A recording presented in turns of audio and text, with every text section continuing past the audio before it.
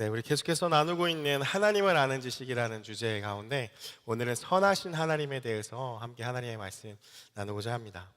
여러분, 사람들이요, 하나님을 언제 찾게 될까요?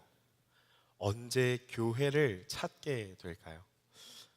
여러분에게 스스로 한번 질문을 해보십시오. 여러분은 왜 교회를 나오고 언제 하나님을 찾게 되십니까?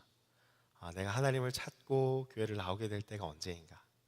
여러분, 아마 많은 고통이 있고 또 그에 따른 불안과 염려가 가득하고, 그래서 마음 가운데 또 평안을 얻기 위해 또 잘됨을 구하려고 나올 때가 바로 교회를 찾고 또 하나님을 찾아 나올 때인 것 같습니다. 여러분, 이런 마음에는 믿음이 한 가지 자리 잡고 있는데요, 어떤 믿음일까요? 하나님에 대한 중요한 믿음이 있습니다. 어떤 믿음이냐? 하나님은 좋으신 분이라는 믿음이죠. 왜? 교회를 찾고 하나님을 찾을 때 하나님이 좋으신 분이라는 믿음이 없다면 사실 교회를 찾고 하나님을 찾지 않으실 것입니다. 아마 이 하나님이 좀 악하고 좀 두렵고 무섭고 이러한 분이라고 한다면 막 불안하고 염려가 가득할 때 하나님을 찾는 게 되게 부담스럽겠죠. 왜냐하면 무서우니까요. 두려우니까요. 그러니까 하나님을 찾지 못할 것입니다.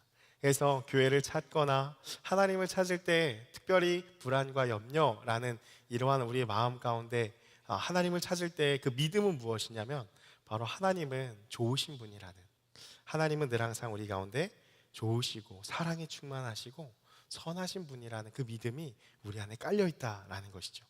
여러분, 근데 그렇게 나와서 교회 안에 평안을 누릴 수 있게 되죠. 예배를 드리면 또 마음이 평안해지는 분들도 많이 계시고, 그래서 그 평안을 누리게 되는데, 그런데 그러다가 우리의 삶에 정말 하나님이 좋으신 분인가 선하신 분인가 하는 때가 옵니다. 언제죠? 하나님을 믿고 교회를 나왔는데도 불구하고 내 삶 가운데 고난이 다시 한번 닥쳐오게 될 때에, 그럴 때 우리는 하나님 앞에 갸우뚱하게 되죠. 하나님 살아계신가? 하나님 좋으신 분인가? 하나님 선하신가? 하는 생각을 하게 된다라는 거예요. 여러분, 하나님은 선한 분이라고 하는데 왜 이러한 악한 일들, 내 삶의 고통스러운 상황을 해결해 주시지 않으실까 하면서 하나님의 선하심에 대해서 우리는 불신하고 좋으신 하나님이라는 고백을 사실 하기가 너무나 어렵다라는 거죠.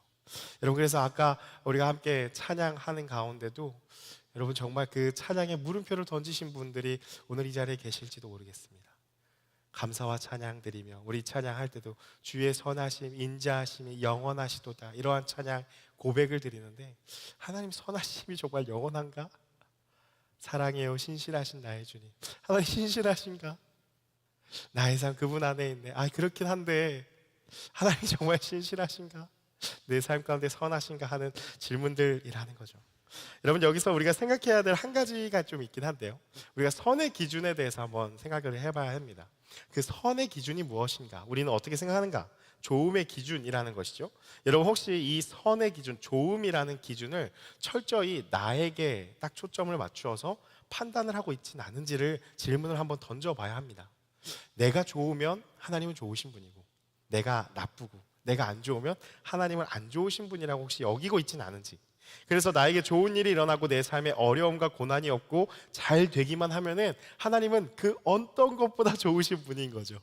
내 삶에 어떠한 걱정, 근심, 염려, 불안 전혀 없으니까 하나님 좋으신 분이십니다. 그래서 아까 우리 찬양할 때 막 Praise the Lord 함께 찬양할 수 있게 된다는 거죠.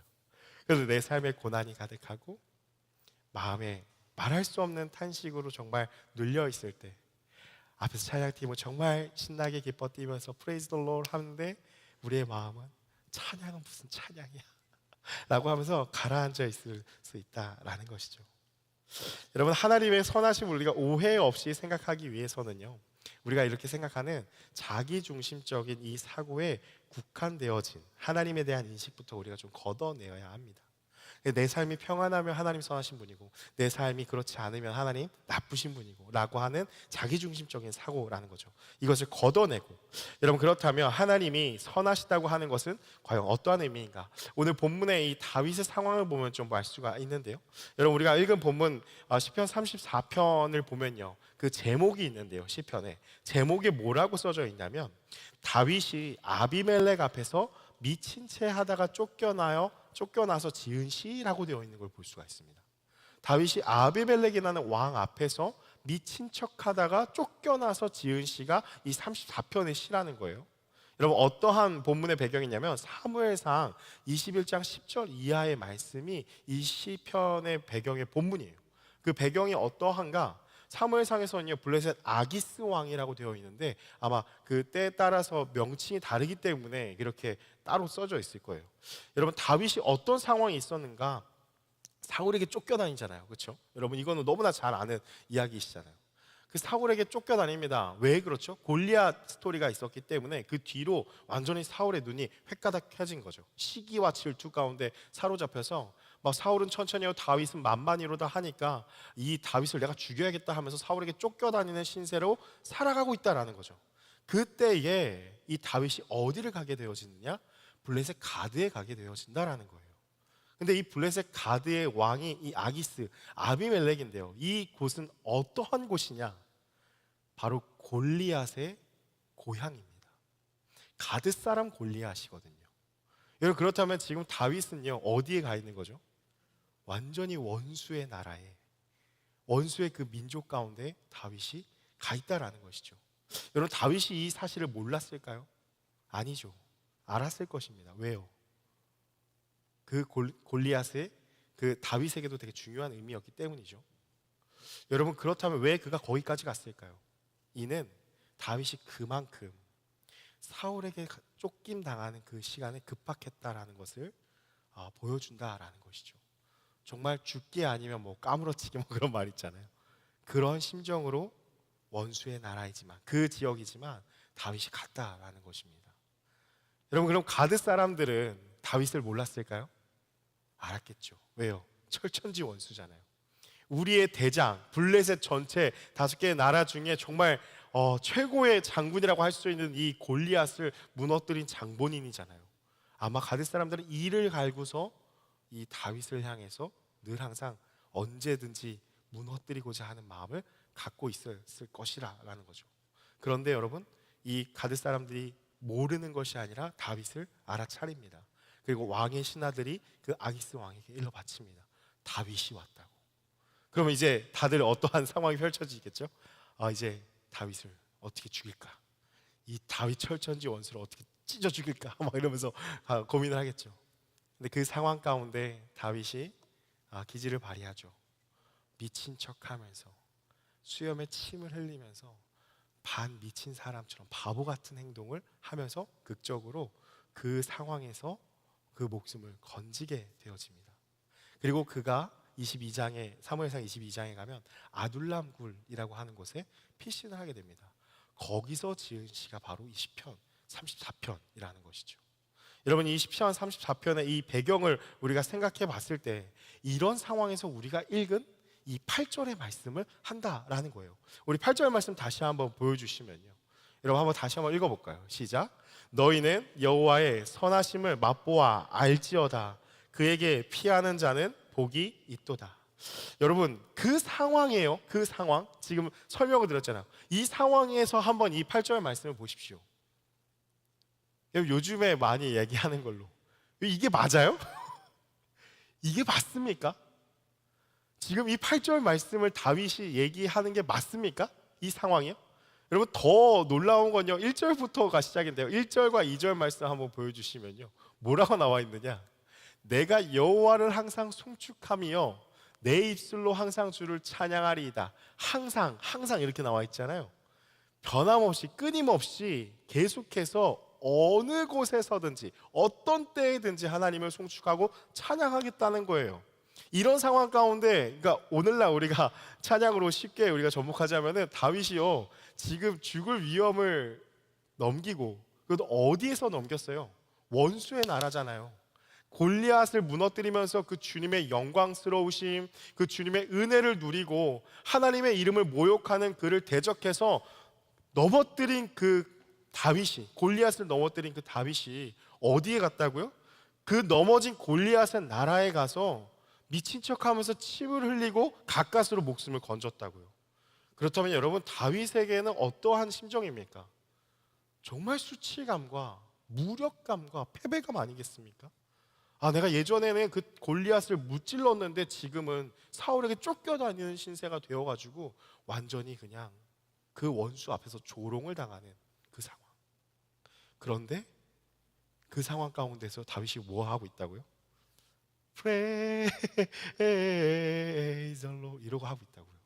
항상 주를 송축한다라는 거죠. 2절 말씀 보시면 뭐라고 나와 있어요?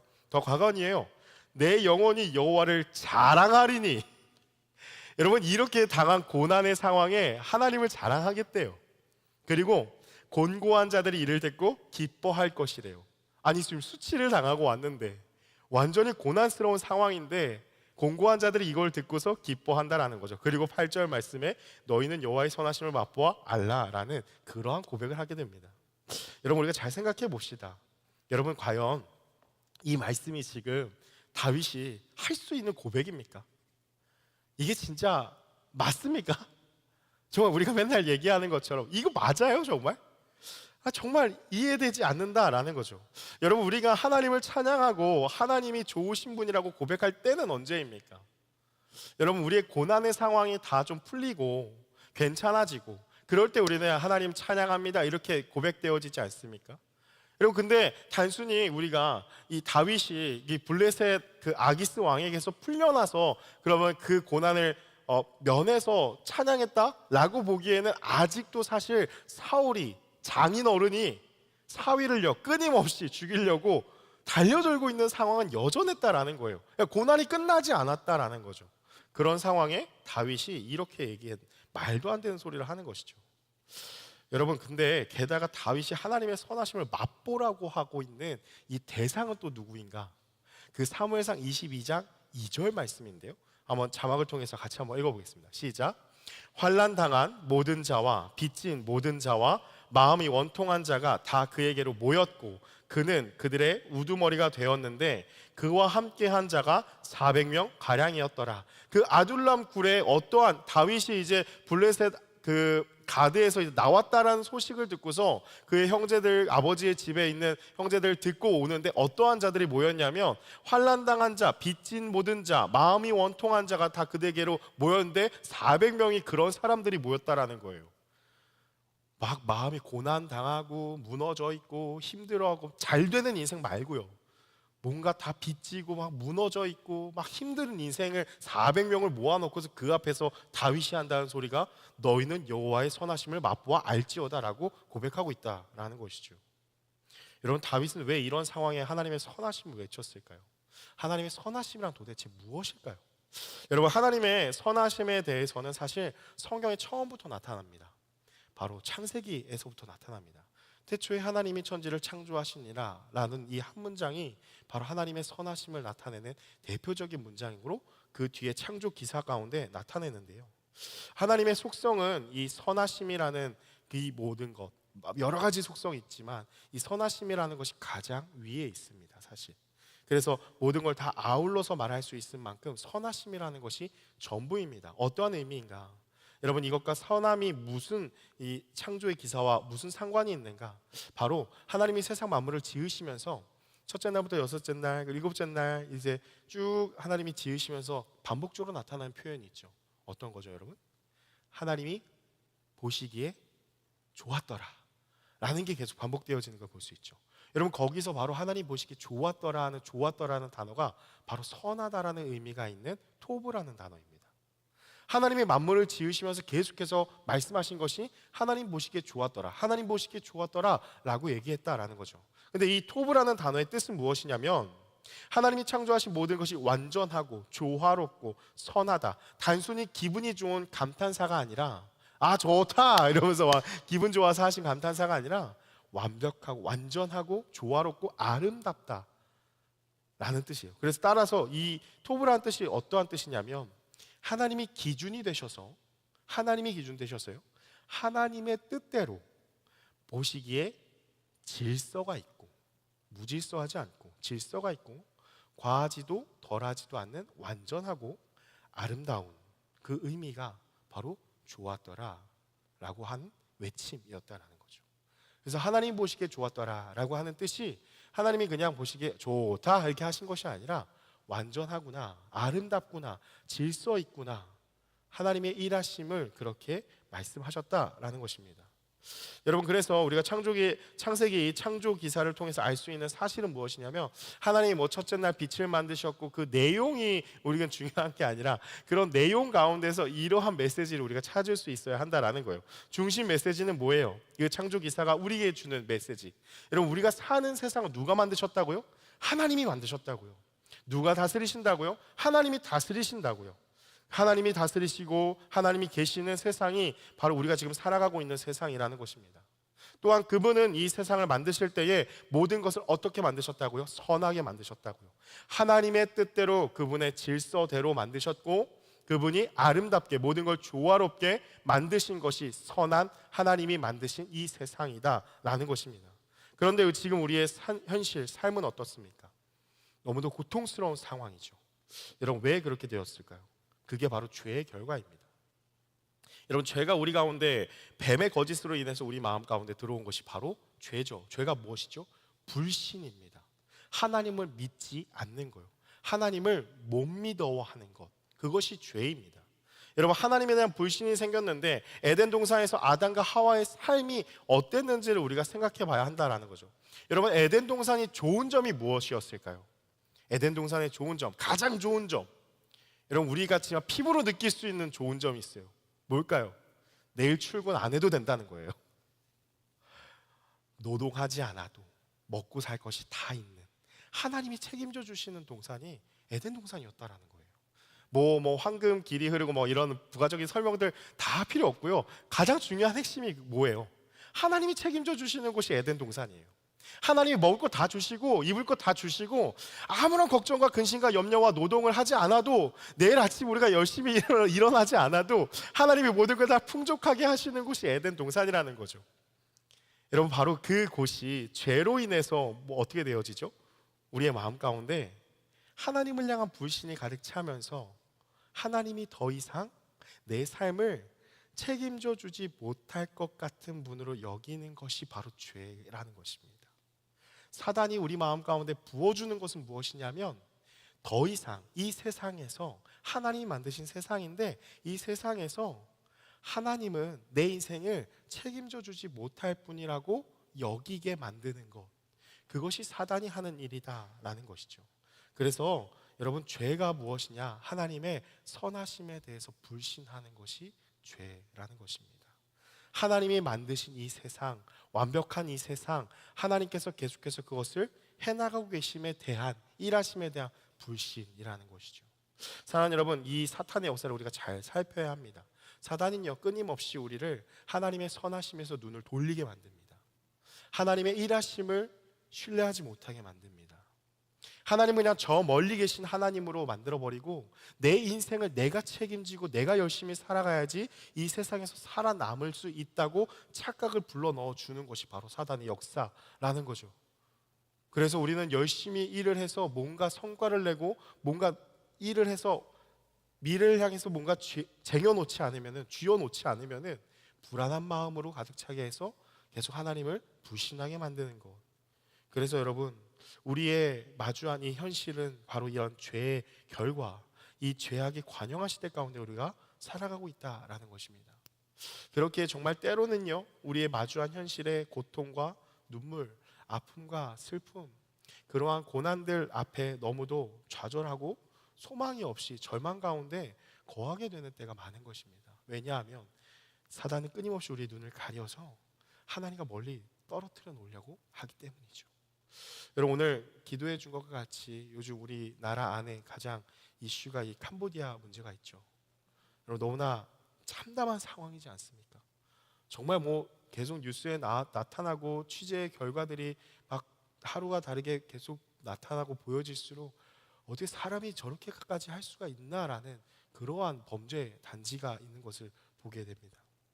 이러한 사회적인 상황, 아니면 다윗과 같은 우리 개인의 상황, 말로 할 수 없는 슬픔과 고통, 아픔들이 있지 않습니까? 여러분, 이러한 시간들 속에서 우리는 의문이 듭니다. 사랑의 하나님이 존재하신다면, 살아계신다면 왜 이러한 상황을 방관하고 계실까? 하나님은 무기력한 존재이신가? 무능력한 존재이신가? 하나님은 이런 것을 바꿔나갈 의지가 없으신가? 악하신 분인가? 그래서 우리의 결론은 하나님이 없는 것은 아닐까? 라는 것으로 귀결을 하게 된다라는 거죠. 여러분, 이러한 상황을 우리가 어떻게 설명할 수 있을까? 사랑하는 여러분, 잘 들으셔야 됩니다. 여러분, 고통과 이 악의 문제, 고난의 문제는요, 사실 신비의 영역입니다. 우리가 함부로 해석할 수는 없습니다. 원인이 어디에 있다라고 섣불리 말할 수는 없습니다. 이렇기 때문에 이런 결과가 주어졌다라고 우리의 인과응보의 논리로는 절대 설명할 수 없다라는 것이죠. 그 고난의 문제에 대해서 그래서 함부로 얘기할 수 없습니다. 그러나 우리는 여러분, 이러한 고통 가운데서 아무것도 할 수 없는 것이 아니라 우리가 할 수 있는 건 한 가지가 있는데, 바로 선하신 하나님을 바라볼 수 있다라는 사실입니다. 여러분, 오늘도 우리는 하나님의 선하심을 바라볼 수 있습니다. 왜냐하면 이 땅 가운데 우리에게 허락하신 예수님의 십자가 때문입니다. 여러분, 하나님께서는 죄로 인해 무너진 하나님의 질서, 그 조화로움, 그 아름다움, 다 무너진 것들을 바로 예수님의 보혈로 회복시키는 일을 행하셨습니다. 여러분, 하나님이 어떤 분이신지, 어떤 일을 행하셨는지, 예수님이 어떤 분이신지를 우리가 알아야 되는데, 예수님이 성경에서 누구라고 계속 얘기를 하느냐? 하나님의 아들이라고 얘기한다라는 사실에 우린 주목해야 된다라는 거예요. 로마서 8장 32절 말씀을 보면요, 이렇게 얘기하는데요. 우리 자막을 통해서 같이 함께 읽어보겠습니다. 시작. 자기 아들을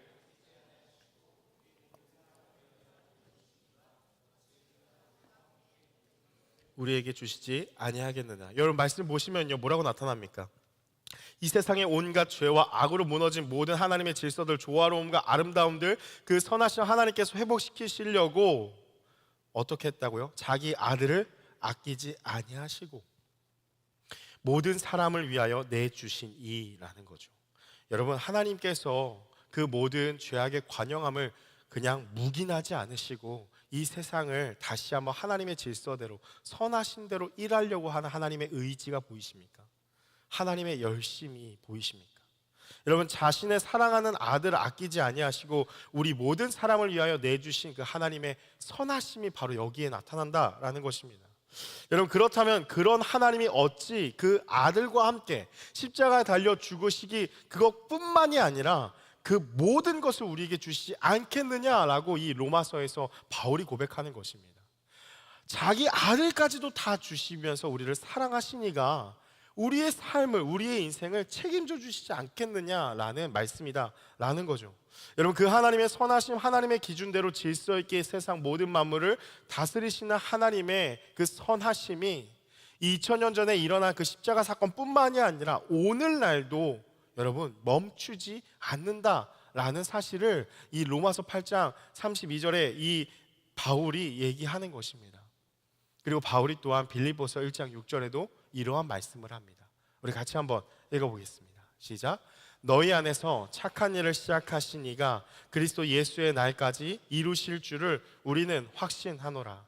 여러분, 이 말씀 그냥 이것만 보시면 뭐라고 우리가 해석하기 쉽습니까? 우리를 착한 아이, 도덕적인 사람으로 하나님이 끊임없이 만들어간다고 우리는 착각하기 쉬운 말씀입니다. 그냥 이 말씀만 딱 떼놓으면은, 아, 하나님 우리 안에 착한 일을 시작하셨구나, 그럼 내가 좀 더 착해져야지, 도덕적으로 더 착하고 청렴결백한 삶을 살아야지 라는 의미로 받아들이기 쉽다라는 것이죠. 여러분, 근데 그게 의미가 아닙니다. 하나님의 선하심을 얘기하고 있는 것입니다. 하나님이 창조의 세계 가운데 처음에 이 세상 만물을 창조하시고 우리 인간을 만드시고서 하나님의 질서대로 조화롭게 아름답게 우리를 만드신 그 계획 안에 죄로 인해서 무너졌던 모든 것들을 예수 그리스도, 자기 아들을 내어주시면서 그것을 회복하시고 그 일을 멈추신 것이 아니라 그 예수 그리스도로 말미암아 세상을 회복시키시는 일을 언제까지요?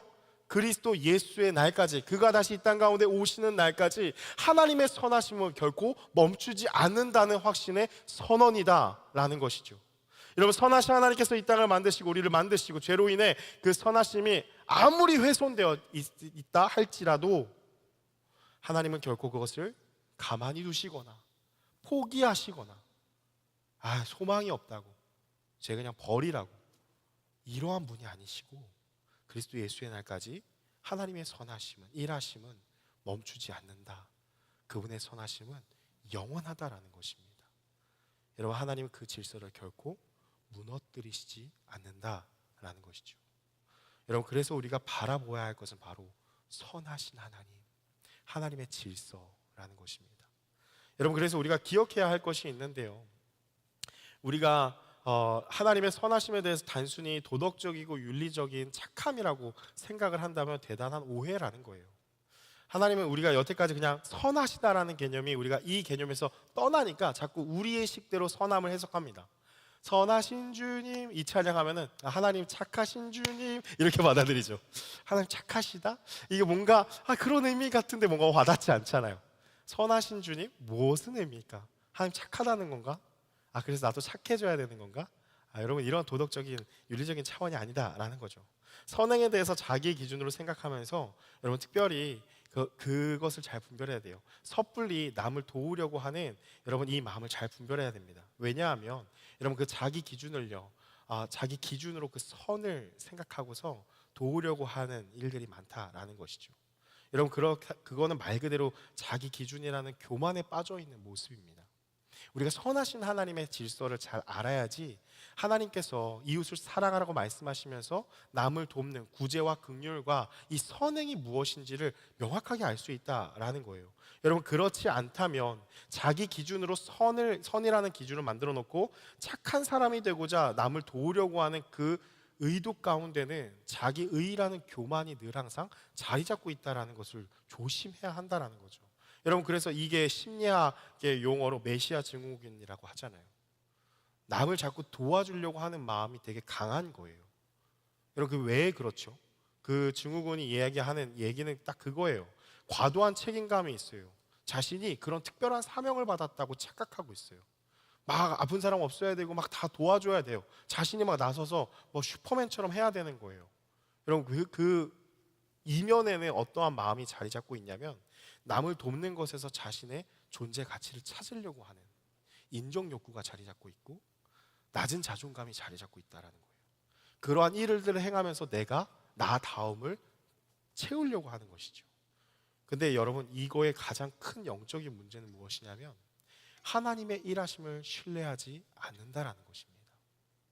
선하신 하나님을 신뢰하지 않는다라는 거예요. 하나님은 선하시고 그 하나님께서 이러한 모든 악을 바로 잡아 가실 거라는 불신이 내 안에 있으니까 내가 먼저 액션을 취하는 거예요. 내가 먼저 남을 도우려고 하는 것이죠. 하나님을 신뢰한다면 나의 기준으로 이것을 이렇게 바로 잡아야 되는데 라고 생각하는 것이 아니라 하나님의 기준이 무엇인지를, 하나님의 선하심이 무엇인지를 분별하는 시간이 반드시 있다라는 것이죠. 여러분, 그래서 믿음은 무엇이냐면 선하신 하나님을 온전히 신뢰하는 것, 일하심을 신뢰하는 것인데요, 우리가 하나님을 오해했다라는 책을 쓴 이 김영인 목사님이 이것에 대해서 이렇게 설명을 하고 있습니다. 자막을 한번 보여주시면은, 믿음은 하나님의 선하심을 신뢰하는 것이다. 여러분, 믿음이 무엇이냐면 하나님의 일하심, 하나님의 질서대로 하나님께 조화롭게 아름답게 그 세상을 다시 한번 회복시키실 그 일하심을 내가 믿는 것, 의지하는 것이 믿음이라는 거예요. 우리는 하나님의 선하심을 신뢰함으로써 우리를 어떻게 해요? 후원하시고 보호하시고 책임지시는 무한히 선하시고 전능하신 하나님을 영예롭게 할 수가 있다. 여러분, 그 믿음으로 말미암아 신뢰함으로써요, 그 하나님은 반드시 우리의 삶 가운데 우리를 포기하지 않으시고 우리 안에 착한 일을 시작하시니가 그리스도 예수의 날까지 반드시 이루실 것을 내가 확신하는 그 믿음이요, 그 믿음이 바로 우리 하나님을 영화롭게 하는, 영광 돌리는 삶을 살아가게 한다라는 거예요. 그래서 여러분, 다음 문장을 잘 보셔야 돼요. 우리가 하나님을 위해서 무엇을 해드리고 하나님이 필요로 하시는 어떤 일을 해드리는 것으로 하나님을 영화롭게 할 수 없다. 뭘 해서 하나님이 영광 받으시는 거 아니라는 거예요. 여러분, 그래서 이거에 대해서 제가 누차 많이 말씀드렸어요. 이 자기 의에서 벗어나라고요. 여러분, 하나님 뭔가 부족함이 있어서 막 우리의 섬김을 통해서 하나님의 영광이 풍성해지고 그런 분 아니라고요. 우리 한 사람 없어도 하나님의 영광은 충만해요. 그런 자꾸 이렇게 교만함을 내려놓으라고 했죠. 뭘 해서 하나님께 영광 돌리는 것이 아니라 그 하나님이 우리의 삶 가운데 변함없이 계시고 일하고 계신다라는 것을 믿음으로요. 믿음으로 우리는 하나님께 영화롭게 할 수 있다라는 거죠.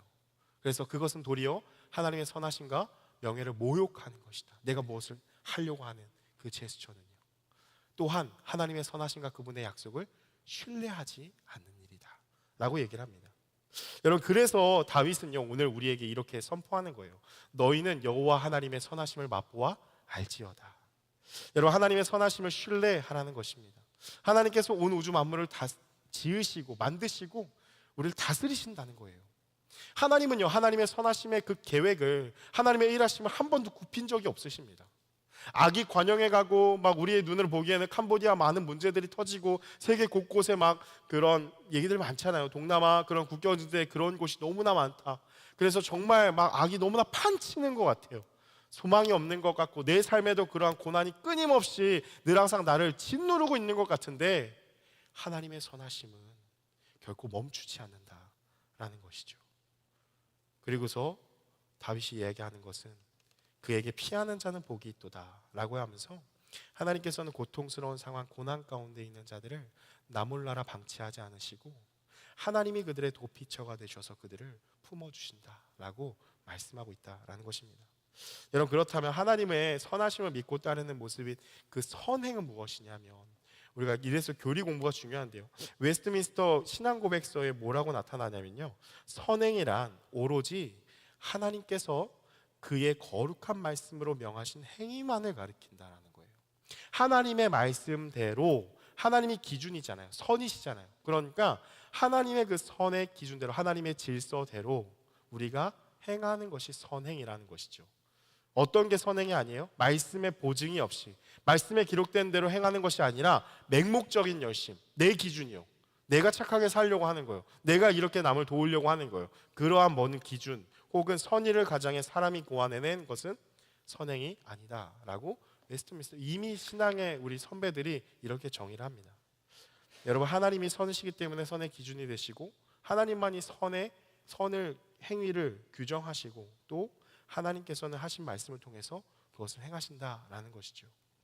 사랑하는 여러분, 말씀을 마무리합니다. 여러분, 제가 몇 번이고 말씀을 드린 적이 있는 것 같아요. 제가 좋아하는 CCM 가사 중에 우리 예전에 한번 오셨었죠. 김명식 그 분의 그 앨범 가운데, 1집 앨범 가운데 기나긴 항해를 떠나며 이 찬양을 참 좋아했는데 그 좋아한 이유가 무엇이냐면 그 한 문장 때문이었어요. 기나긴 항해를 떠나며 말해서 찬양 쭉 나오는데 뒤에 보면은 우리를 결국 이끄시는 분은 하나님이시라, 이 한 문장이 참 마음 가운데 남더라고요. 우리를 결국 이끄시는 분은 하나님이시다. 다시 말하면 뭐예요? 하나님의 선하심은 우리의 인생 가운데 멈추지 않는다라는 사실입니다. 여러분, 우리가 살아가는 이 시대, 이 세상을 보면요, 정말 소망이라고는 품을 수 없을 만큼 많은 고난이 있고요, 개인의 삶 가운데도 참 많은 고통스러운 일들이 많습니다. 여러분, 아마 아까도 말씀드렸다시피 오늘 이 자리 가운데도 아마 그런 고통스러운 삶의 자리를 조금 떠나서 이 교회에서 예배 가운데 안식처로 좀 안식을 얻고자 오늘 예배 가운데 나오신 분들도 있을 것입니다. 사랑하는 여러분, 고통 가운데서도 하나님의 자녀된 우리의 인생의 결국 엔딩은 무엇일까요? 우리의 엔딩은 정해져 있어요. 해피엔딩입니다. 그래서 좀 지루하시죠? 여러분, 우리의 결국은요, 해피엔딩이라는 거예요. 왜 그렇죠? 영광스러운 그 부활의 날, 영원한 생명을 얻고요, 우리에게 하나님께서 주심으로 하나님 나라에 거하게 하시는 것이 우리를 위해 예비되어 있다라는 그 사실, 여러분, 그게 해피엔딩이라는 거죠. 여러분, 그래서 세상의 모든 소망이 다 사라지고 우리의 마주한 현실의 고통의 나날들이라도 우리가 기억해야 할 것은 무엇이냐면, 아까 그 가사대로요, 우리의 인생을 결국에 이끄시는 분은 바로 선하신 하나님이라는 사실입니다. 선하신 하나님의 이끄심, 인도하심입니다. 사랑하는 여러분, 우리 하나님은요 선하신 하나님이십니다. 여러분, 이 사실을 우리가 꼭 신뢰하기 원합니다. 여러분, 이 믿음이 어떻게 보면 가장 믿음의 근간이 되어지는 그러한 고백입니다. 하나님이 선하시지 않는다면 우린 정말 소망이 없습니다. 하나님이 이 세상을 만드시고 하나님의 질서대로 조화롭게 아름답게 계속해서 일하고 계시지 않는다면 지금 우리의 이 고난과 너무나 힘든 고통의 순간들은 말 그대로 우리를 좌절로 절망으로 이끌 수밖에 없다라는 사실이죠. 그런데 하나님은요 선하신 분이십니다. 그 하나님 살아계시고요, 우리 인생 가운데 하나님의 선하심대로 이끄는 그 일을, 하나님의 일하심을 멈추지 않으신다는 그 사실을 우리가 꼭 기억해야 됩니다. 여러분, 인생에 고통 가운데 있으십니까? 정말 축복합니다. 선하신 하나님을 우리 함께 바라봅시다. 하나님의 선하심을 우리 믿어 의심하지 맙시다. 하나님은 오늘도 여전히 하나님의 선하심대로 우리의 인생을 인도하고 계시다는 사실을 우리가 꼭 기억하고 그 하나님의 선하심을 고백하고 그 하나님의 선하심 앞에 찬양하고 그 선하심을 맛보아 알며 자유함을 누렸으면 좋겠습니다. 그래서 여러분, 이 말씀 한 구절이 지금 마주한 삶의 모든 자리에 이 하나님의 선하심을 향한 그 믿음이 되었으면 합니다. 우리 로마서 8장 28절 말씀, 이 말씀 함께 읽고 함께 기도했으면 좋겠습니다. 같이 읽겠습니다. 우리가 알거니와 하나님을 사랑하는 자 곧 그의 뜻대로 부르심을 입은 자들에게는 모든 것이 합력하여 선을 이루느니라. 여러분, 이 말씀 가운데 잘 보시면 어떻게 보이시죠? 선을 이룬다는 것, 우리가 좋아하는 말씀이잖아요. 좋은 게 좋은 거지 다 잘 될 거야 이 말씀 아니에요? 그렇죠? 하나님을 사랑하는 자, 하나님의 선하심, 그 질서, 그 뜻대로 부르심을 받은 자들은 그 삶의 모든 것이요, 모든 것, 어떤 거요? 잘 되는 것도, 고난 가운데 있는 것도, 고통스럽고 힘든 현실도요, 어떻게 된다고요? 그 모든 것이 다 합력해서 하나님의 일하심을 온전히 이룬다고요. 다 괜찮아진다는 게 아니라 하나님의 선하심이 우리의 인생 가운데 어그러진 모든 것들을 바로 잡아주시고 온전히 이루신다고요. 하나님의 영향력이 미치지 않는 곳은 절대 없다고요. 여러분, 이 고백이 우리의 날마다의 고백이 되며 하나님 앞에 그 선하신 하나님을 신뢰하며 살아가는 저 여러분의 삶이 되기를 주님의 이름으로 축복합니다.